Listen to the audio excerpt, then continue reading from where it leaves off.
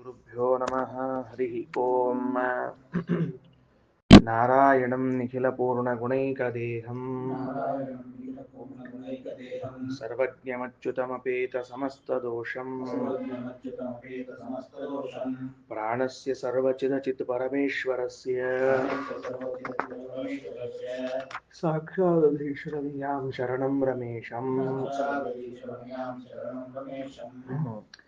ಐತರೇಯ ಉಪನಿಷತ್ತಿನ 6ನೇ ಅಧ್ಯಾಯ, ದ್ವಿತೀಯ ಅರಣ್ಯಕದ 6ನೇ ಅಧ್ಯಾಯದ 2 ಭಾಗಗಳನ್ನು ತಿಳ್ಕೊಂಡಿದ್ದೇವೆ. ಅದಿರೋದೇ ಅಷ್ಟದ ಮಂತ್ರ, ಅದನ್ನ ತಿಳ್ಕೊಂಡಿದ್ದೇವೆ. ಏನಂತಾರ, ಮಹಾಲಕ್ಷ್ಮೀ ದೇವಿಯು ಭಗವಂತನನ್ನ ಪ್ರಾರ್ಥನೆ ಮಾಡ್ತಾ ಇದ್ದಾಳೆ. ಏನಂತ ಮಾಡ್ತಾಳ? ಎಲ್ಲರೂ ನಿನ್ನನ್ನು ಹೇಗೆ ಉಪಾಸನೆ ಮಾಡಬೇಕು, ಯಾವ ನಾಮಗಳಿಂದ ಉಪಾಸನೆ ಮಾಡಬೇಕು, ಲಕ್ಷಣವೇನು ಅಂತ ಉಪಾಸನೆ ಮಾಡಬೇಕು ಅಂತ ಕೇಳಿದ್ದಾರೆ. ಭಗವಂತನನ್ನ ಆನಂದಪೂರ್ಣ ಎಂಬುದಾಗಿ ಉಪಾಸನೆ ಮಾಡ್ರಿ, 23 ನಾಮಗಳಿಂದ ಉಪಾಸನೆ ಮಾಡ್ರಿ, ಸರ್ವಸ್ವಾಮಿ, ಸರ್ವದಕ್ಕೂ ಸೃಷ್ಟಿಕರ್ತ, ಸ್ಥಿತಿಕರ್ತ, ಲಯಕರ್ತ, ಸರ್ವವು ಭಗವದಧೀನ ಇತ್ಯಾದಿಯಾಗಿ ಭಗವಂತನ ಲಕ್ಷಣಗಳು, ಅದನ್ನ ನೀವು ಚಿಂತನೆ ಮಾಡ್ರಿ ಅಂತ ತಿಳಿದುಕೊಂಡು ಹೇಳ್ತಾ ಇದ್ದಾರೆ. ಆ 3ನೇ ವಿಚಾರವನ್ನ ತಗೊಂಡಿದ್ವಿ ನಾವು. 3ನೇ ವಿಚಾರವನ್ನ ತೆಗೆದುಕೊಂಡು ಏನಾಗಿತ್ತು, ಎಲ್ಲ ಬ್ರಹ್ಮ ಇಂದ್ರ ಎಲ್ಲರೂ ಕೂಡ ಭಗವಂತನ ಅಧೀನರಾಗಿದ್ದಾರೆ ಅಂತ ಹೇಳಿ ಮುಗಿಸಿ ಅದಕ್ಕೆ ಭಾಷ್ಯವನ್ನ ಮುಗಿಸಿದ್ವಿ. ಈಗ 236ನೇ ಪುಟದಲ್ಲಿ ಉಪನಿಷತ್ತು ಪ್ರಾರಂಭ ಆಗ್ತಾ ಇದೆ. ಸ ಏತೇನ ಪ್ರಜ್ಞೇನ ಆತ್ಮನ ಅಸ್ಮಾಲ್ಲೋಕಾದುತ್ಕ್ರಮ್ಯ ಅಮುಷ್ಮಿನ್ ಸ್ವರ್ಗೇ ಲೋಕೆ ಸರ್ವಾನ್ ಕಾಮಾನಾಪ್ತ್ವ ಅಮೃತ ಸಮಭವತ್. ಇದೊಂದು ವಾಕ್ಯ ಉಪನಿಷತ್ ಉಳಿದಿತ್ತು. ಇದಿಷ್ಟು ತಿಳಿದವರು ಯಾವುದನ್ನ, ಭಗವಂತನ ಆನಂದ ಪೂರ್ಣತ್ವವನ್ನು ಹಾಗೂ ಅವನ 23 ನಾಮಗಳನ್ನು ಮತ್ತು ಅವನು ಸರ್ವಪ್ರೇರಕ ಸರ್ವಸ್ವಾಮಿ ಎಂಬ ಅಂಶವನ್ನು ತಿಳಿದವರು ಏನಾಗ್ತಾರ, ಈ ಭಗವಂತನ ಅನುಗ್ರಹದಿಂದಲೇನೆ ಸ ಏತೇನ ಪ್ರಜ್ಞೇನ, ಇಲ್ಲಿ ಪ್ರಜ್ಞೇನ ಅನ್ನೋ ಶಬ್ದಕ್ಕೆ ಅರ್ಥ ಏನೋ ಪರಮಾತ್ಮನಿಂದ ಅಂತ ಅರ್ಥ, ಅದಕ್ಕೆ ಬೇರೆ ಏನೋ ತಗೋಬಾರದು. ಪ್ರಜ್ಞೇನ ಪರಮಾತ್ಮನಿಂದ, ಆತ್ಮನ ಪ್ರಜ್ಞೇನಾತ್ಮನ ಪರಮಾತ್ಮನಿಂದ ಪ್ರೇರಿತರಾಗಿ ಅಸ್ಮಾಲ್ಲೋಕಾತ್ ಉತ್ಕ್ರಮ್ಯ ಅಂದ್ರ ಈ ಚರಮದೇಹದಿಂದ ಉತ್ಕ್ರಮಣವನ್ನು ಹೊಂದಿ, ಅಮುಷ್ಮಿನ್ ಸ್ವರ್ಗೇ ಲೋಕೆ ಈ ವೈಕುಂಠವೇ ಮೊದಲಾದ ಲೋಕಗಳಿಂದ, ಸರ್ವಾನ್ ಕಾಮಾನ್ ಆಪ್ತ್ವ ಭಗವಂತನ ಅನುಗ್ರಹದಿಂದ ಎಲ್ಲ ಕಾಮನೆಗಳನ್ನು ಪಡೆದವನಾಗಿ, ಅಮೃತ ಸಮಭವತ ಮುಕ್ತನಾಗಿ ಭೋಗಿಸುತ್ತಾನೆ. ವಿಷಯ ಬಂದದ. ಈ ಎಲ್ಲ ಮಹತ್ವದ ಪ್ರಮೇಯಗಳ ಫಲವಾಗಿ ಮೋಕ್ಷವೆಂಬುದಾಗಿ ತಿಳಿದುಕೊಳ್ಳ್ರಿ ಅಂತ ಹೇಳ. ಈಗ ಮುಂದಿನ ಭಾಷ್ಯವನ್ನು ನೋಡ್ಬಿಡ್ರಿ. ಸೋ ಅಲೋಕನಾಮ ಮುಕ್ತಸ್ತು ಚಿತಿ ಮಾತ್ರ ಸ್ವರೂಪತಃ. ಅಲ್ಲಿ ಉಪನಿಷತ್ತಿನಲ್ಲಿ ಪ್ರಜ್ಞಾನೇತ್ರೋ ಅಲೋಕಃ ಅಂತ ಪದಚ್ಛೇದ ಮಾಡಿದ್ದಾರೆ. ಮೇಲದ ಅದರಲ್ಲೇ ಪ್ಯಾರಾಗ್ರಾಫ್ ಮೇಲದ 236ರಲ್ಲಿ ಚೇತರಾಣಿ ಚಾಂಡಜಾನಿ ಅಂತ ಹೇಳ್ಕೋತ ಬಂದು ಕೊನೆ ಸಾಲಿನೊಳಗ ಪ್ರಜ್ಞಾನೇತ್ರೋ ಅಲೋಕಃ ಪ್ರಜ್ಞಾ ಪ್ರತಿಷ್ಠಾ ಪ್ರಜ್ಞಾನಂ ಬ್ರಹ್ಮ ಲಿಗತ. ಅಲ್ಲಿ ಪ್ರಜ್ಞಾನೇತ್ರ ಲೋಕಃ ಅಂತ ಪದಚ್ಛೇದ ಮಾಡಲಿಲ್ಲ, ಪ್ರಜ್ಞಾನೇತ್ರೋ ಅಲೋಕಃ ಅಂತ ಪದಚ್ಛೇದ ಮಾಡಿದ್ದಾರೆ. ಅದು ಯಾಕೆ ಅಲೋಕಃ ಅಂತ ಪದಚ್ಛೇದ ಮಾಡಿದರು ಅಂದ್ರೆ, ಅಲೋಕ ಅಂತ ಯಾರಿಗೆ ಕರೀತಾರ, ಮುಕ್ತರಿಗೆ ಅಲೋಕವೆಂಬುದಾಗಿ ಕರೆಯುತ್ತಾರೆ. ಅದಕ್ಕೇನು ಕಾರಣ, ಮುಕ್ತರಿಗೆ ಅಲೋಕ ಅಂತ ಕರೀಲಿಕ್ಕೆ ಏನು ಕಾರಣ ಎಂಬುದನ್ನ ಹೇಳ್ತಾರೆ ಮುಂದೆ. ಸೋ ಅಲೋಕನಾಮ ಮುಕ್ತಸ್ತು ಚಿತಿ ಮಾತ್ರ ಸ್ವರೂಪತಃ, ಜ್ಞಾನವೇ ಸ್ವರೂಪವಾಗಿ ಉಳ್ಳಂತಹ ಮುಕ್ತನನ್ನ ಅಲೋಕ ಅಂತ ಕರೀತಾರೆ. ಅಲ್ಲಿ ಪ್ರಜ್ಞೇನ ಆತ್ಮನ ಅಂತದ. ಪ್ರಜ್ಞೇನ ಅಂದ್ರೆ ಏನು, ಪರಮಾತ್ಮನಿಗೆ ವಿಶೇಷಣ. ಅಂದ್ರೆ ಪ್ರಕೃಷ್ಟ ಜ್ಞಾನ ರೂಪಸ್ಯ, ಪ್ರಕೃಷ್ಟ ಜ್ಞಾನ ರೂಪನಾದ್ರಿಂದ ದೇವರಿಗೆ ಪ್ರಜ್ಞಾ ಅಂತ ಕರೀತಾರೆ. ಅಂದ್ರ ನಮಗೂ ಜ್ಞಾನ ಅದ, ಭಗವಂತನಿಗೂ ಜ್ಞಾನ ಅದ, ನಾವು ಜ್ಞಾನ ಸ್ವರೂಪರು, ಪರಮಾತ್ಮನೂ ಜ್ಞಾನ ಸ್ವರೂಪ. ಹಾಗಿದ್ರೂ ಕೂಡ ಅವನಿಗೆ ಪ್ರಜ್ಞಾ ಅಂತ ಕರೆಯೋದು ಯಾಕಂದ್ರೆ ಆ ಜ್ಞಾನದಲ್ಲಿನ ಉತ್ಕರ್ಷ, ಹೆಚ್ಚಳ, ಶ್ರೇಷ್ಠತೆ, ಅದರಿಂದ ಅವನಿಗೆ ಪ್ರಜ್ಞಾ ಅಂತ ಕರೀತಾರೆ. ಅಸ್ಮಾತ್ ದೇಹ ಪ್ರಸಾದಾತ್ ಪರಮಾತ್ಮನಃ, ಅಂಥ ಜ್ಞಾನರೂಪನಾದ ಭಗವಂತನ ಪ್ರಸಾದದಿಂದ ಅಸ್ಮಾತ್ ದೇಹಾತ್ ಸಮುತ್ಕ್ರಮ್ಯ, ಈ ದೇಹದಿಂದ ಹೊರಬಂದು ಗತ್ವಾ ಊರ್ಧ್ವಂ ಲೋಕಂ ಉತ್ತಮಂ, ಇಲ್ಲಿಂದ ಉತ್ತಮ ಲೋಕಗಳಿಗೆ ಹೊಂದಿ ಅಮೃತ ಸನ್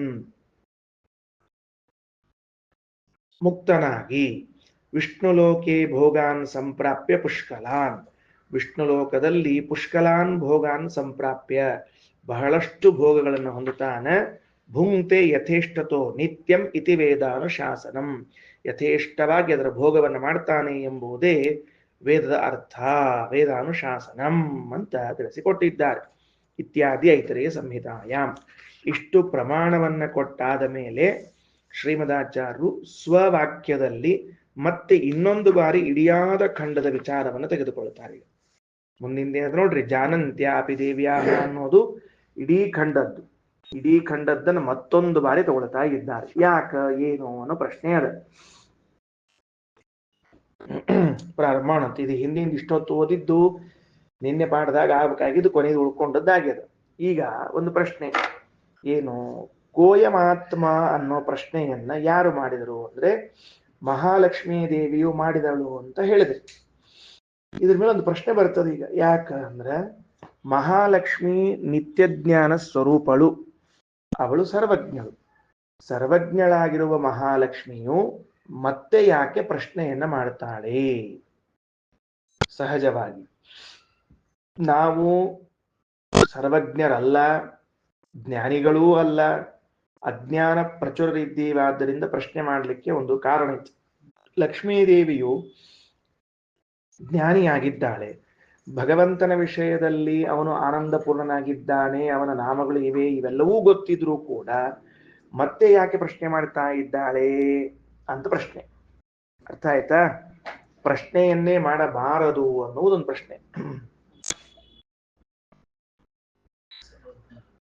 ಸರ್ವಜ್ಞಳವಳು. ಅರ್ಥ ಆಗ್ತಾ ಇದೆಯಾ? ಐತರೇಯ ಉಪನಿಷತ್ತಿನ 2ನೇ ಆರಣ್ಯಕದ 6ನೇ ಅಧ್ಯಾಯದ ಈ ಖಂಡದಲ್ಲಿ ಕೋಯಮಾತ್ಮ ಅಂತ ಪ್ರಶ್ನೆ ವಾಕ್ಯ ಪ್ರಾರಂಭವಾಗ್ತಾ ಇದೆ. ಈ ಪ್ರಶ್ನೆಯನ್ನ ಮಾಡಿದವಳು ಮಹಾಲಕ್ಷ್ಮಿಯು. ಮಹಾಲಕ್ಷ್ಮಿ ಸರ್ವಜ್ಞಳಾಗಿದ್ದಾಳೆ, ಸ್ವತಃ ಜ್ಞಾನಿಯಾಗಿದ್ದಾಳೆ. ಹೀಗಿದ್ದಾಗಲೂ ಪರಮಾತ್ಮನ ಬಳಿಗೆ ಪ್ರಶ್ನೆಯನ್ನ ಯಾಕೆ ಮಾಡಿದಳು ಅಂತಂದಾಗ ಆಚಾರ್ಯ ಉತ್ತರ ಕೊಡ್ತಾರೆ. ಜಾನಂತ್ಯ ಅಪಿ ದೇವ್ಯ, ಜಾನಂತ್ಯ ಅಪಿ ದೇವ್ಯ. ಹೌದು, ಮಹಾಲಕ್ಷ್ಮೀ ದೇವಿಗೆ ಗೊತ್ತಿದೆ ಅಂತ ಒಪ್ಪಿಕೊಳ್ತೀವಿ. ಮತ್ತೆ ಗೊತ್ತಿದ ಮೇಲೂ ಕೂಡ ಪ್ರಶ್ನೆಯನ್ನು ಯಾಕೆ ಮಾಡ್ತಾಳೆ ಅಂದ್ರೆ ಲೋಕ ಅನುಗ್ರಹಾರ್ಥಂ, ಲೋಕದ ಮೇಲೆ ಅನುಗ್ರಹ ಮಾಡಬೇಕು ಅನ್ನುವುದಕ್ಕೆ. ಏನಿದು ಭಾರಿ ವಿಚಿತ್ರ. ಲಕ್ಷ್ಮೀದೇವಿ ಭಗವಂತನ ಬಳಿ ಪ್ರಾರ್ಥನೆ ಮಾಡಿದ್ರೆ ಲೋಕದ ಮೇಲೆ ಅನುಗ್ರಹ ಮಾಡಿದಂತೆ ಅಂತ. ಹಿಂಗೆ ಯಾರೂ ಉತ್ತರ ಕೊಟ್ಟಿಲ್ರಿ. ಪ್ರಾಯ ಇಡೀ ಪ್ರಶ್ನೋತ್ತರಗಳ ಮಾಲಿಕೆಯಲ್ಲಿ ಯಾರೂ ಉತ್ತರ ಕೊಟ್ಟಿಲ್ಲ. ಇದು ಬಹಳ ಚಂದದ. ದೊಡ್ಡವರು, ತಿಳಿದವರು, ಹಿಂಗಿಟ್ಕೊಳ್ರಿ, ತಿಳಿದವರು ತಮಗಿಂತಲೂ ಹೆಚ್ಚು ತಿಳಿದವರ ಬಳಿ ಪ್ರಶ್ನಿಸಿದರೆ ಕಡಿಮೆ ತಿಳಿದವರಿಗೆ ಅನುಗ್ರಹಿಸಿದರು ಅಂತ ಅರ್ಥ. ಅರ್ಥ ಆಗ್ತಾ ಇದೆಯಾ? ಈಗ ತಿಳಿದವರು, ಸ್ವತಃ ತಾವು ತಿಳಿದವರು ಇನ್ನೂ ಹೆಚ್ಚು ತಿಳಿದವರ ಬಳಿಗೆ ಅಂದ್ರೆ ಸ್ವಲ್ಪ ದೊಡ್ಡವರ ಕಡೆಗೆ ಪ್ರಶ್ನೆ ಮಾಡುವುದು ಅನ್ನೋದು ಅವರ ಕೆಳಗಿದ್ದವರಿಗೆ ಅನುಗ್ರಹ ಮಾಡಿದಂತೆ ಆಯ್ತು. ಅಂದ್ರೆ ಈಗ ಲಕ್ಷ್ಮೀದೇವಿ ತಿಳಿದವಳು, ಇನ್ನೂ ಹೆಚ್ಚು ತಿಳಿದವನು ಯಾರು? ನಾರಾಯಣ. ಅವನ ಬಳಿ ಪ್ರಶ್ನೆ ಮಾಡಿದ್ದಕ್ಕೆ ಕಿರಿಯರ ಮೇಲೆ, ಬ್ರಹ್ಮಾದಿಗಳ ಮೇಲೆ ಅನುಗ್ರಹ ಮಾಡಿದಂತೆ ಆಯಿತು. ಜಾನಂತ್ಯ ಅಪಿ ದೇವಿಯ ಲೋಕಾನುಗ್ರಹಾರ್ಥಂ. ಯಾಕ ಹಿಂಗ್ಯಾಕೆ ಹೇಳಿದ್ರು? ಶ್ರೀಮದಾಚಾರ್ಯ ಉತ್ತರವನ್ನು ಕೊಟ್ರು ಅಂದ್ರೆ, ಈಗ ಈ ಭಗವಂತನ 23 ನಾಮಗಳು ಮತ್ತು ಆ ಆನಂದ ಪೂರ್ಣತ್ವ ಹಾಗೂ ಸರ್ವ ನಿಯಾಮಕತ್ವ ಎಲ್ಲ ವಿಷಯಗಳೇನಾಗ್ಯಾವ, ಇವಳು ಪ್ರಶ್ನೆ ಮಾಡದೆ ಹೋದ್ರೆ ಅವನು ಉತ್ತರಿಸುವುದಿಲ್ಲ. ಇವಳ ಪ್ರಶ್ನೆ ಅವನ ಉತ್ತರದಿಂದ ಅಲ್ಲಿ ಕೇಳಲಿಕ್ಕೆ ಕೂತಿರುವಂತಹ ಬ್ರಹ್ಮಾದಿಗಳಿಗೂ ಕೂಡ ಅದರ ಜ್ಞಾನವಾಗ್ತದೆ. ಆ ಜ್ಞಾನ ಆಗುವುದಕ್ಕೆ ಅನುಗ್ರಹ ಮಾಡಿದವಳು ಯಾರಾದ್ಲು? ಮಹಾಲಕ್ಷ್ಮಿ ಆದ್ಲು. ಇದನ್ನೇನ್ ಕರೆದಾರ? ಪ್ರಶ್ನೋತ್ತರಗಳ ಮೂಲಕ ತತ್ವವನ್ನು ತಿಳಿಸುವುದು ಅಂತ ಕರೆದಿದ್ದಾರೆ. ಸರಿನಾ? ಮುಂದೋಗೋಣಂತ. ಜಾನಂತ್ಯಾಪಿ ದೇವ್ಯ ಲೋಕಾನುಗ್ರಹಾರ್ಥಂ. ಅಷ್ಟೇ ಅಲ್ಲ, ವಿಶೇಷ ಜ್ಞಾನಾರ್ಥಂಚ. ತನಗೆ ವಿಶೇಷ ಜ್ಞಾನ ಆಗ್ಬೇಕಾಗ್ಯದ. ಏನಂತ? ತನಗೆ ವಿಶೇಷ ಜ್ಞಾನ ಆಗ್ಬೇಕಾಗ್ಯದ. ಭಾರಿ ವಿಚಿತ್ರ ಅದು. ತನಗೆ ವಿಶೇಷ ಜ್ಞಾನ ಆಗ್ಬೇಕಾಗ್ಯದ ಅಂದ್ರೆ ಈಗ ಇಲ್ಲದೆ ಇರುವಂತಹ ಹೊಸದೊಂದು ಬರ್ಬೇಕಾಗ್ಯದ ಅಂತ ಅರ್ಥದಕ್ಕ. ಹೌದು, ಯಾರಿಂದ ಬರ್ತದ? ಪರಮಾತ್ಮನಿಂದ ಬರ್ತದ. ಹೌದು, ಪರಮಾತ್ಮನಷ್ಟಂತೂ ಸರ್ವಜ್ಞಳಲ್ವಲ್ಲ ಇವಳು. ಪರಮಾತ್ಮ ತನ್ನ ಬಗ್ಗೆ ತಾನೇ ಎಷ್ಟು ತಿಳ್ಕೊಂಡಿದ್ದಾನೋ ಅಷ್ಟು ಮಹಾಲಕ್ಷ್ಮಿಯೂ ತಿಳಿಲಿಕ್ಕೆ ಸಾಧ್ಯವಿಲ್ಲ. ಹಾಗಾಗಿ ಹಾಗಾಗಿ ಮಹಾಲಕ್ಷ್ಮಿಯು ತನಗೂ ವಿಶೇಷ ಜ್ಞಾನ ಸಂಪಾದನೆಯಾಗ್ಲಿ ಅಂತ ಪ್ರಶ್ನೆ ಮಾಡ್ತಿದ್ದಾಳೆ. ಕೋಯಮಾತ್ಮ ಅಂತ ಪ್ರಶ್ನೆ ಮಾಡ್ತಿದ್ದಾಳೆ. ಬಹಳ ಚಂದದ ಈ ವಿಷಯ. ಇದನ್ನ ನಾವು ಎಲ್ಲೇ ದೊಡ್ಡವರು ಪ್ರಶ್ನೆ ಮಾಡಿದಾಗ ಇದನ್ನ ಅನುಸಂಧಾನ ಮಾಡ್ಕೋಬೇಕು. ಆತ್ಮೇತಿ ಪೃಷ್ಟ ಸ ಭಗವಾನಾಹ, ಪರಮಾತ್ಮ ಉತ್ತರ ಕೊಡ್ತಾನ, ಕತರಸ್ಸ ಆತ್ಮೇತಿ, ಅವನು ಹೆಂಗಿದ್ದಾನ ಅಂದ್ರೆ ಆನಂದ ತಮನಾಗಿದ್ದಾನೆ ಅಂತ ಉತ್ತರ ಕೊಟ್ಟಿದ್ದಾನೆ. ಅಲ್ಲಿ ಮೇಲ್ ನೋಡ್ಲಿಕ್ಕೆ ಇದು ಪ್ರಶ್ನೆ ಉತ್ತರ ಅಂತ ಅನಿಸೋದಿಲ್ಲ. ಅದಕ್ಕೆ ಆಚಾರ ಅಂತಾರ ಪೃಷ್ಟಸ್ಸ ಭಗವಾನಾಹ, ಹಾಗೆ ಪ್ರಶ್ನಿಸಿದಾಗ ಪರಮಾತ್ಮನು ಉತ್ತರಿಸಿದನು ಕತರಸ್ಸ ಆತ್ಮ ಎಂಬುದಾಗಿ.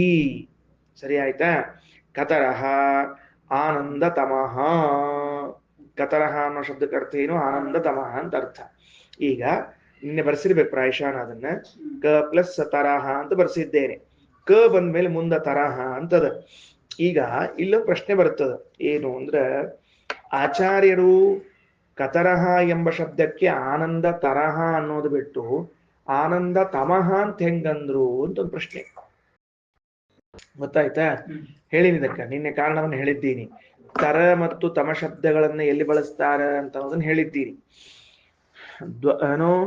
ಎರಡರಲ್ಲಿ ಒಂದನ್ನ ಆರಿಸುವಾಗ ತರ, ಅನೇಕರಲ್ಲಿ ಒಂದನ್ನ ಆರಿಸುವಾಗ ತಮ ಅಂತ ಆರಿಸ್ಬೇಕು ಅಂತ ಹೇಳಿದ್ದೇನೆ. ಸರಿನಾ? ಬರ್ದಿಟ್ಕೊಳ್ರಿ. ಎರಡು ವಸ್ತು ಬರ್ಸಿರ್ಬೇಕು ನೀವು. ಅದೇ ಎರಡು ವಸ್ತುಗಳಲ್ಲಿ ಒಂದನ್ನ ಶ್ರೇಷ್ಠ ಅಂತ ಹೇಳಿ ಹೊರಟಾಗ ತರ, ಅನೇಕ ವಸ್ತುಗಳಲ್ಲಿ ಒಂದನ್ನು ಹೇಳುವಾಗ ತಮ ಅಂತ ಅನ್ಬೇಕು. ಅದಕ್ಕ ಮತ್ತಿಲ್ಲಿ ಕತರಹ ಅಂತ ಶಬ್ದ ಇದ್ದಾಗ ಇಬ್ರು ಯಾರೋ ಆನಂದ ಉಳ್ಳವರಿದ್ದೇ ಇದ್ದಾರೆ, ಅವರಿಬ್ರೊಳಗ ಇವೊಬ್ಬ ಶ್ರೇಷ್ಠ ಆಗ್ಯಾನ ಅಂತ ಹಿಂಗಾಗ್ತದ್ರಿ. ಅದು ನಮಗ್ ಹಂಗ್ ಬೇಕಾಗಿಲ್ಲ. ಎಲ್ಲರಿಗಿಂತಲೂ ಹೆಚ್ಚಿನ ಆನಂದ ಪರಮಾತ್ಮನಿಗದ ಅಂತ ಬೇಕಾಗಿದೆ. ಹಾಗಿರುವಾಗ ತರ ಶಬ್ದವನ್ನ ಬಿಟ್ಟು ತಮ ಶಬ್ದವನ್ನ ಹಾಕಬೇಕು. ಮತ್ತು ಶ್ರೀಮದಾಚಾರ್ಯರು ಉಪನಿಷತ್ ಯಾಕೆ ಹಂಗ್ ಮಾಡಿತಪ್ಪ? ಏನದು ಉಪನಿಷತ್ ಏನ್ ಹೇಳಿ ಹೊರಟದ ಅಂತಂದ್ರೆ ಅದಕ್ಕೆ ಕೆಳಗೆ ಶಬ್ದ ನಿರ್ಣಯದ ವಾಕ್ಯವನ್ನು ಹೇಳ್ತಾರೆ. ಯತ್ರೋಭಯೋ ಪ್ರಯೋಗೋ ನ ತತ್ರೈಕಾರ್ಥೌ ತರಪ್ತಮವಿತಿ ಶಬ್ದ ನಿರ್ಣಯೇ. ಒಂದು ಕೆಲಸ ಮಾಡೋಣಂತ, ಮೊದ್ಲಿದ್ರ ಪ್ರಯೋಗವನ್ನು ತಿಳ್ಕೋಣ ಚಂದಾಗಿ. ಆ ಪ್ರಯೋಗ ತಿಳ್ಕೊಂಡ್ಮೇಲೆ ಅರ್ಥ ಆಗ್ತದೆ. ಏನು ಪ್ರಯೋಗ ಅಂದ್ರೆ ಅಯಂ ಆಢ್ಯತರಹ ಅಯಂ ಆಢ್ಯತಮಃ ಅಂತದ ಶಬ್ದಗಳು. ಏನ್ ಬರ್ಕೋಬೇಕು ನೀವು? ಅಯಂ ಆಢ್ಯತರಹ ಅಯಂ ಆಢ್ಯತಮಃ ಅಂತ ಬರ್ಕೋಬೇಕು. ಅಯಂ ಆಢ್ಯತರಹ ಅಯಂ ಆಢ್ಯತಮಃ ಅಂತ ಹೇಳಿದಾಗ ಹೆಂಗಂತಾರ? ಇಬ್ಬರು ಶ್ರೀಮಂತರನ್ನ ಪರಿಚಯ ಮಾಡಿಸ್ಬೇಕಾಗ್ಯದ. ಇಬ್ಬರನ್ನ ಶ್ರೀಮಂತರನ್ನ ಪರಿಚಯ ಮಾಡಿಸ್ಬೇಕಾಗ್ಯದ. ಇಬ್ಬರು ಬಾಜು ಬಾಜು ನಿಂತಾರ. ಅವಾಗ ಒಬ್ಬರನ್ನ ಪರಿಚಯ ಮಾಡಿಸಿದ್ರು. ಇವ ಆಢ್ಯತರ, ಇವ ಆಢ್ಯತಮ. ಇವ ಸ್ವಲ್ಪ ಶ್ರೀಮಂತ, ಇವ ಬಹಳ ಶ್ರೀಮಂತ. ಅದೇನೋ ಅಂತಾರಲ್ಲ, ಇವ ಬಿಲಿನಿಯರ್, ಅವ ಮಿಲಿಯನಿಯರ್ ಅಂತಾರ. ನೋಡ್ರಿ ಹೆಂಗ ಪರಿಚಯ ಮಾಡಿಸ್ಲಿಕತ್ತಾರ.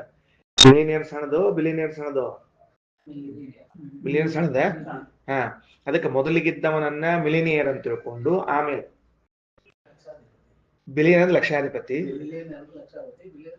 ಹಾ, ಮಿಲಿಯನರ್, ಇವ ಮಿಲಿಯನರ್ ಇದ್ದಾನ, ಅವ ಬಿಲಿಯನರ್ ಇದ್ದಾನ ಅಂತ ತಿಳ್ಕೊಂಡು ಪರಿಚಯ ಮಾಡಿಸುವಾಗ ಆ ಮೊದಲನೇದವನನ್ನ ಲಕ್ಷಾಧಿಪತಿಯನ್ನು ಪರಿಚಯ ಮಾಡಿಸುವಾಗ ಆಢ್ಯ ತರಹ, ಕೋಟ್ಯಾಧಿಪತಿಯನ್ನು ಪರಿಚಯ ಮಾಡಿಸುವಾಗ ಆಢ್ಯತಮಃ.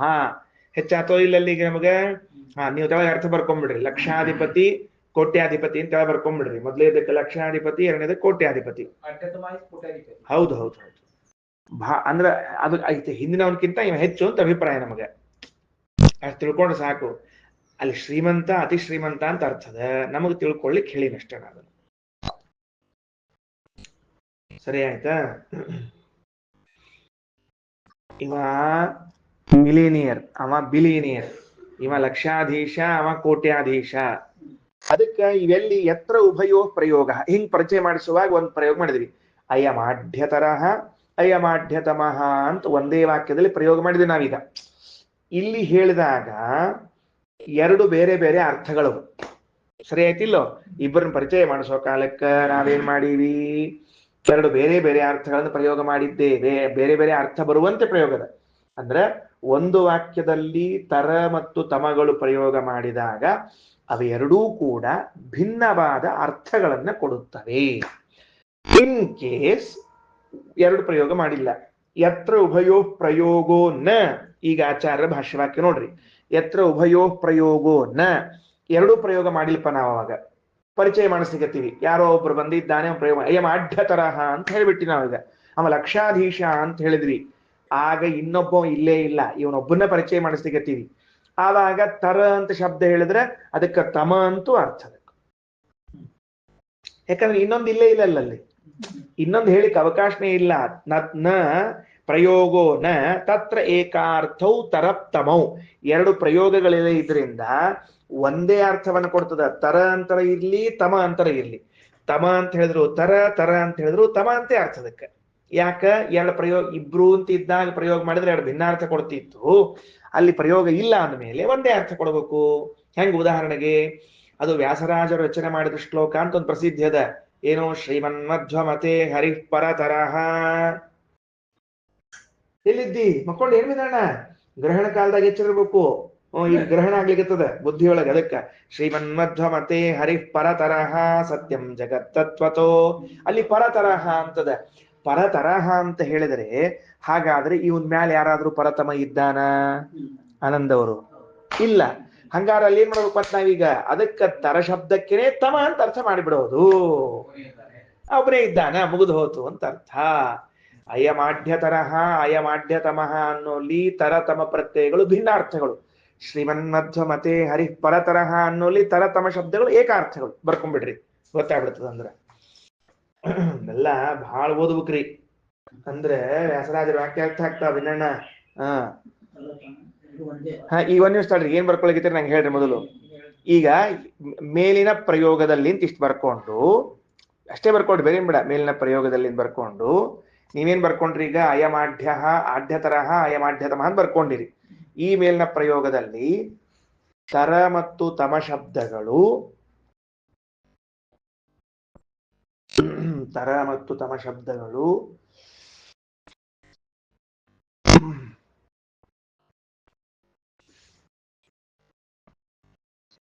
ಭಿನ್ನಾರ್ಥಗಳು. ಮುಂದೆ ಈಗ ಬರ್ಕೊಂಡ್ರೆ ಇದನ್ನ, ಅದಾದ ಮೇಲೆ ಭಿನ್ನಾರ್ಥಗಳು. ಇನ್ನು ಹರಿಃ ಪರತರಹ, ಹರಿಪರತರಹ ಎನ್ನುವಲ್ಲಿ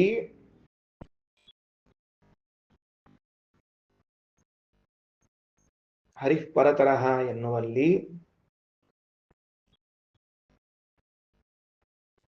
ಹಾಗೂ ನಮ್ಮ ಮಹೇಶಾಚಾರ್ಯ ದೃಷ್ಟಾಂತ ಕ್ಲೇಶೋ ಅಧಿಕ ತರಹ ಎಂಬುವಲ್ಲಿ ಎರಡು ದೃಷ್ಟಾಂತ ತಗೊಳ್ರಿ.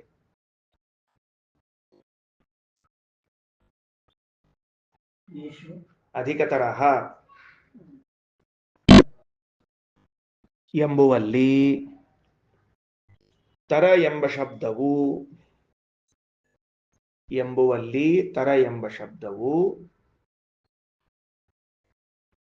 ತಮ ಎಂಬ ಶಬ್ದದ ಬ್ರಾಕೆಟ್ ಒಳಗೆ ಅತ್ಯಂತ,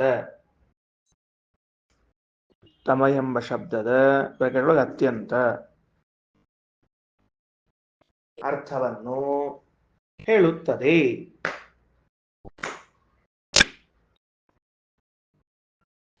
ಆಯ್ತು, ಭಿನ್ನ ಭಿನ್ನ ಅರ್ಥ ಎಲ್ಲಿ ಬರ್ತದೆ, ಎಲ್ಲಿ ಭಿನ್ನ ಅರ್ಥ ಬರೋದಿಲ್ಲ ಅಂತ ಹೇಳಿದರು. ಈ ರಹಸ್ಯವನ್ನ ಅರ್ಥ ಮಾಡಿಸುವುದಕ್ಕಾಗಿ ಮಹಿದಾಸ ಇತರೆಯ ಕತರಸ್ಸ ಆತ್ಮ ಅಂತ ಹೇಳಿದ್ದಾನೆ ಎಂದು ಬಿಟ್ಟ ಶೃಂಗಾಚಾರ್ಯ. ಯಾರಿಗೂ ಕಲ್ಪನೆ ಬಂದಿಲ್ಲ. ಯಾಕೆ ಮಹಿದಾಸ ಇತರೆಯ ಕತಮಸ್ಸ ಆತ್ಮ ಅನ್ನದೇ ಕತರಸ್ಸ ಆತ್ಮ ಅಂದ್ಬಿಟ್ಟ? ಆಕೆ ಲಕ್ಷ್ಮಿ ಕೇಳಿದ್ಲು, ನೀನ್ ಹೆಂಗ್ ಉಪಾಸನೆ ಮಾಡ್ಬೇಕು ಹೇಳಪ್ಪ ಅಂದ್. ಪೂರ್ಣಾನಂದ ಸ್ವರೂಪ ಅಂತ. ಪೂರ್ಣಾನಂದ ಸ್ವರೂಪ ಅನ್ಬೇಕಾದ್ರೆ ಕತಮಃ, ಕ ಆನಂದ, ತಮ ಅಂದ್ರೆ ಅತ್ಯಂತ, ಅತ್ಯಂತ ಆನಂದ ಸ್ವರೂಪ, ಆನಂದ ಪೂರ್ಣ ಅಂತ ಹೇಳಿದ್ಬಿಟ್ಟು ಕತರಹ ಆತ್ಮ ಅಂತ ಯಾಕೆ ಹೇಳಿಬಿಟ್ರು ಅಂದ್ರೆ, ಯಾವ ವಾಕ್ಯದಲ್ಲಿ ತರ ಮತ್ತು ತಮಗಳು ಎರಡೂ ಪ್ರತ್ಯೇಕವಾಗಿ ಪ್ರಯೋಗವಿರುವುದಿಲ್ಲವೋ ಆ ವಾಕ್ಯದಲ್ಲಿ ತರ ಶಬ್ದವೇ ತಮ ಶಬ್ದದ ಅರ್ಥವನ್ನ ಹೇಳುತ್ತದೆ ಎಂದು ತಿಳಿಸುವುದಕ್ಕಾಗಿ ಉಪನಿಷತ್ತು ಹೊಸ ಶೈಲಿಯ ಪ್ರಯೋಗವನ್ನು ಮಾಡ್ತದೆ, ಕತರಸ್ಸ ಆತ್ಮ ಎಂಬುದಾಗಿ. ಎರಡು ಅರ್ಥ ಆಗ್ತದೆ, ಎರಡು ಅರ್ಥ ಆಗ್ತದೆ. ಇದು ಗುರುತಿಸ್ಲಿಕ್ಕೆ ಆಚಾರ್ಯೊಬ್ಬರಿಗೆ ಸಮರ್ಥ. ಹೀಗೆ ಶಬ್ದ ನಿರ್ಣಯ ಗ್ರಂಥಲ್ಲಿ ಇದೆ ಅಂತ ತಿಳ್ಕೋಬೇಕು. ಯತ್ರ ಉಭಯೋ ಪ್ರಯೋಗೋ ನ ತತ್ರೈಕಾರ್ಥೌ ತರಪ್ತಮೌ ಅಂತ ತಿಳ್ಕೋಬೇಕು. ನ ಆದ್ಮೇಲೆ ಒಂದು ಕಾಮ ಹಾಕೊಳ್ರಿ. ಏನಾಗ್ತದ? ಯತ್ರೋಭಯೋ ಪ್ರಯೋಗೋ ನ ತತ್ರೈಕಾರ್ಥೌ ತರಪ್ತಮೌ ಅಂತ ಕಲ್ಪನಾ ಬರ್ತದೆ, ತಪ್ಪು ಕಲ್ಪನಾ ಬರ್ತದೆ. ಯತ್ರ ಉಭಯೋ ಪ್ರಯೋಗೋ ನ ತತ್ರ ಏಕಾರ್ಥೌ ತರಪ್ತಮೌ ಅಂತ ಅರ್ಥ. ಇನ್ನು ಮುಂದೆ 237ನೇ ಪುಟ.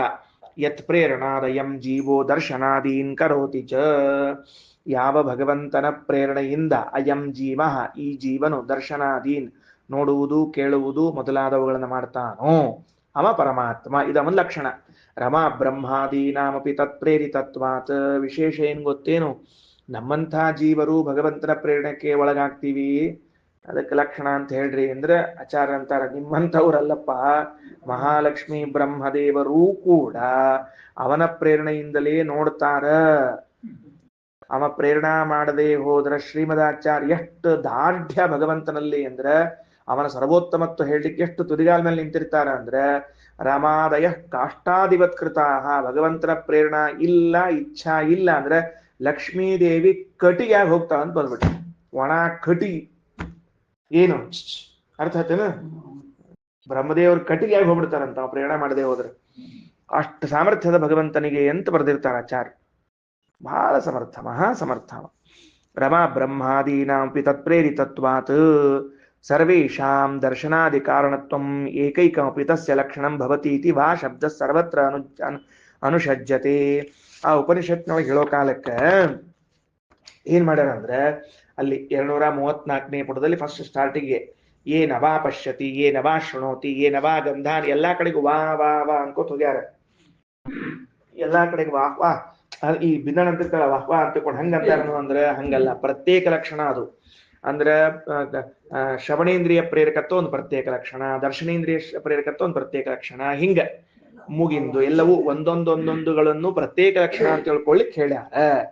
ತಸ್ಯ ಲಕ್ಷಣಂ ಭವತಿ ಇತಿ ವಾ ಶಬ್ದ ಸರ್ವತ್ರ ಅನುಷಜ್ಯತೆ. ಇನ್ನ ಅದೇ ಇದರಲ್ಲಿ ಎಲ್ಲಿ 235ನೇ ಪುಟದಲ್ಲಿ ಪ್ರಜಾಪತಿ ಅಂತ ಶಬ್ದ ಬಂದದ. 35ನೇ ಪುಟ ಕೆಳಗಡೆಗೆ ಏನಂತದ, ಏಷ ಬ್ರಹ್ಮ ಏಷ ಇಂದ್ರ ಏಷ ಪ್ರಜಾಪತಿ ಎಂತದ ಉಪನಿಷತ್ತೊಳಗ. ಪ್ರಜಾಪತಿ ಅಂದ್ರೆ ಯಾರು ಅಂತ ಕೇಳಿದ್ರೆ ಶಿವ. ಅರ್ಥ ಬರೀತಾರ 37ನೇ ಪುಟದಾಗ. ಪ್ರಜಾಪತಿ ಶಿವ. ಯಾಕ? ಲಿಂಗಾಭಿಮಾನಿತ್ವಾತ್. ಲಿಂಗಕ್ಕೆ ಅವರ ಅಭಿಮಾನಿಗಳು, ಗುಹ್ಯೇಂದ್ರಿಯಕ್ಕೆ ಅವರ ಅಭಿಮಾನಿಗಳಾದದ್ದರಿಂದ ಅವರಿಗೆ ಪ್ರಜಾಪತಿ ಅಂತ ಕರೀತಾರೆ. ಶಿವಪುರಾಣದಲ್ಲಿ ಪ್ರಜಾಪತಿ ಶಿವ ಶೇಷ ಲಿಂಗಮಿತ್ಯಭಿಧೀಯತೆ. ನೋಡ್ರಿ, ರುದ್ರದೇವರಿಗೆ ಶೇಷದೇವರಿಗೆ ಎಷ್ಟು ಹೆಸರುಗಳು ಅಂದ್ರೆ, ರುದ್ರದೇವರು ಶೇಷದೇವರು ಒಂದೇ ಆದ್ದರಿಂದ ಪ್ರಜಾಪತಿ ಶಿವ ಶೇಷ ಲಿಂಗಂ ಪರ್ಯಾಯ ಶಬ್ದಗಳಿವೆ. ಯಾಕ? ಲಿಂಗಾಭಿಮಾನಿ ಲೋಕಸ್ಯ, ಲೋಕಸ್ಯ ಲಿಂಗಾಭಿಮಾನಿ, ಎಲ್ಲರ ಲಿಂಗಗಳಿಗೆ ಅಭಿಮಾನಿಯಾಗಿದ್ದಾರೆ. ಲೋಕಸ್ಯ ಸ್ರಷ್ಟ, ಲೋಕದ ಸೃಷ್ಟಿಕರ್ತೃವಾಗಿದ್ದಾರೆ. ಗಿರೀಶಃ ಏವಹಿ, ಯಾರವರು? ರುದ್ರದೇವರು. ಮುಗಿದು ಹೋತು. ಇನ್ನ ಮಹಾಭಾರತ ಪ್ರಯೋಗ ತೋರಿಸ್ತಾರೆ. ಅಂದ್ರೆ ಪ್ರಜಾಪತಿ ಅನ್ನೋ ಶಬ್ದ ರುದ್ರದೇವರಲ್ಲಿ ಇರ್ಲಿ ಅಂತ ತಿಳ್ಕೊಂಡು ಹೇಳಿ. ಸಮಮಸ್ತ್ವನಯೋರ್ ಯುದ್ಧಮಿತಿ ಪ್ರಾಹ ಪ್ರಜಾಪತಿ ವಾಕ್ಯಂ ಶಿವಸ್ಯ ತತ್ಶ್ರುತ್ವ ಶಕ್ರೋ ನೇತ್ಯಾಹ ಸತ್ವರಃ. ಅನಯೋಃ ಯುದ್ಧಂ ಸಮಂ ಅಸ್ತು ಇತಿ ಪ್ರಜಾಪತಿ ಪ್ರಾಹ. ಅಲ್ಲೇನು ಹಿಂದೆ ಬಂದದ, ಯಾರೋ ಇಬ್ರು ಯುದ್ಧ ಮಾಡ್ಕೋತ ಕೂತಾರ. ಪ್ರಜಾಪತಿಯು ಅನಯೋಃ ಯುದ್ಧಂ, ಇವರಿಬ್ಬರ ಯುದ್ಧವು ಸಮಮಸ್ತು ಸಮವಾಗಲಿ ಅಂತ ಹೇಳಿದ್ದಕ್ಕ ತತ್ ಶಿವಸ್ಯ ವಾಕ್ಯಂ ಶ್ರುತ್ವ, ಆ ರುದ್ರದೇವರ ಮಾತನ್ನ ಕೇಳಿಕೊಂಡು ಶಕ್ರ ಇಂದ್ರದೇವರು ನ ಇತ್ಯಾಹ ಸತ್ವರಃ, ಬೇಡ ಸ್ವಾಮಿ ಇವರಿಬ್ಬರು ಯುದ್ಧ ಸಮ ಆಗೋದು ಬೇಡ ಅಂತ ಹೇಳಿದ್ರಂತ. ಇದೊಂದು ಮಹಾಭಾರತ ಪ್ರಯೋಗ. ಇದೆದಕ್ಕೆ ಕೊಟ್ರು ಅಂದ್ರೆ, ಮೇಲೆ ಪ್ರಜಾಪತಿಯು ಹೇಳಿದನು, ಶಿವನ ವಾಕ್ಯವನ್ನು ಕೇಳಿ ರುದ್ರದೇವರು ಇಂದ್ರದೇವರು ಬೇಡ ಅಂತ ಹೇಳಿದ್ರು ಅಂತ. ಶಿವ ಎಲ್ಲಿ ಬಂದಾನ? ಇಲ್ಲಿ ಹಿಂದೆ ಬಂದೇ ಇಲ್ಲ. ತಿಳಿತಿಲ್ಲ ಏನಂತ ಹೇಳಿದ್ದು? ಪ್ರಜಾಪತಿಯು ಇವರಿಬ್ಬರ ಯುದ್ಧವು ಸಮವಾಗಲಿ ಎಂದು ಹೇಳಿದನು.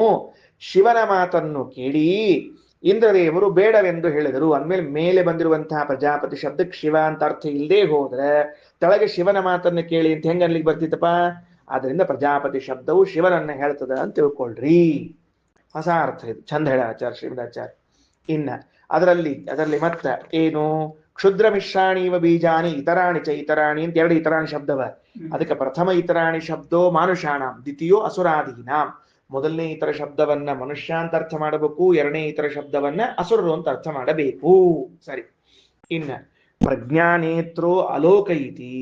ಅಲ್ರಿ ಪದಚ್ಛೇದ ಯಾಕೆ ಹಂಗ್ ಮಾಡಿದ್ರಿ? ಪ್ರಜ್ಞಾನೇತ್ರೋ ಲೋಕ ಅಂತ ಮಾಡ್ಬೇಕು, ಅದನ್ನ ಬಿಟ್ಟು ಅಲೋಕ ಅಂತ ಯಾಕೆ ಮಾಡಿದ್ರಿ ಅಂದ್ರೆ, ಅಲೋಕ ಶಬ್ದೇನ ಮುಕ್ತ ಸಮುದಾಯ ಉಚ್ಯತೆ. ಅಲೋಕ ಅಂತ ಹೇಳಿದ್ದಕ್ಕ ಮುಕ್ತರ ಸಮುದಾಯ ಸಮೂಹ ಮುಕ್ತರನ್ನು ಹೇಳಿಕ್ ಬರ್ತದೆ. ಯಾಕಂದ್ರ ಹಿಂದೇನೆ ಬ್ರಹ್ಮಾದಿ ಸ್ಥಾವರಾಂತಸ್ಯ ಲೋಕಸ್ಯ ಬ್ರಹ್ಮದೇವರು ಮೊದಲುಗೊಂಡು ಎಲ್ಲರನ್ನೂ ಕೂಡ ಸರ್ವಂ ತತ್ ಪ್ರಜ್ಞಾನೇತ್ರಂ ಅಂತ ತಿಳ್ಕೊಂಡು ವಿಷ್ಣುವಿನ ಅಧೀನ ಅಂತ ಪೂರ್ವಮೇವ ಉಕ್ತತ್ವಾತ್ ಮೊದಲು ಹೇಳ್ಬಿಟ್ಟಾರ. ಮತ್ತ ಪುನಃ ಪ್ರಜ್ಞಾನೇತ್ರೋ ಲೋಕ ಇತಿ ಅಂತ ಅದಕ್ಕ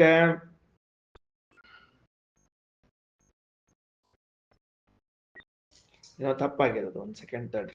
ಆದ್ದರಿಂದ ಪ್ರಜ್ಞಾನೇತ್ರೋ ಅಲೋಕ ಇತಿ ಮುಕ್ತ ವಿಷಯಮೇವ ಹಂಗ ಪದಚ್ಛೇದ ಮಾಡಿದಾಗಲೇನೆ ಸರಿ ಹೋಗ್ತದೆ. ಇಲ್ಲದೇ ಇದ್ರೆ ಏನಾಗ್ಬಿಡ್ತದ ಅದು ಅಂದ್ರ ಪುನರುಕ್ತಿ ಆಗ್ತದೆ. ಪ್ರಜ್ಞಾನೇತ್ರೋ ಲೋಕ ಅಂದ್ರ ಲೋಕವು ಪ್ರಜ್ಞಾ ಎಂದು ಕರೆಸಿಕೊಳ್ಳುವ ಭಗವಂತನಿಂದ ನೇತ್ರ ನಿಯಮಿಸಲ್ಪಡ್ತದ. ಅಲ್ರಿ ಹಿಂದ ಲೋಕವೆಲ್ಲವೂ ಭಗವಂತನಿಂದ ನಿಯಮಿಸಲ್ಪಡ್ತದ ಅಂತ ಹೇಳಿದ್ದೀರಿ. ಮತ್ತ್ಯಾಕೆ ಹೇಳಿಕತ್ತೀರಿ ಅಂದ್ರೆ ಅದಕ್ಕೆ ನಾವೇನ್ ಪದಚ್ಛೇದ ಮಾಡ್ತೀವಿ ಅಂದ್ರೆ ಅಲೋಕ ಅಂತ ಪದಚ್ಛೇದ ಮಾಡ್ತೀವಿ. ಲೋಕಾತೀತರು. ಲೋಕಾತೀತರು ಯಾರು? ಮುಕ್ತರು. ಹಂಗಾರ ಮುಕ್ತರು ಅಮುಕ್ತರು ಎಲ್ಲರೂ ಭಗವಂತನಿಂದ ನಿಯಮ್ಯರು ಅಂತ ಗೊತ್ತಾಗ್ಬಿಡ್ತದೆ. ಸರಿ. ಮುಕ್ತೋ ಹಿ ಅಲೋಕ್ಯತ್ವಾದ ಅಲೋಕ.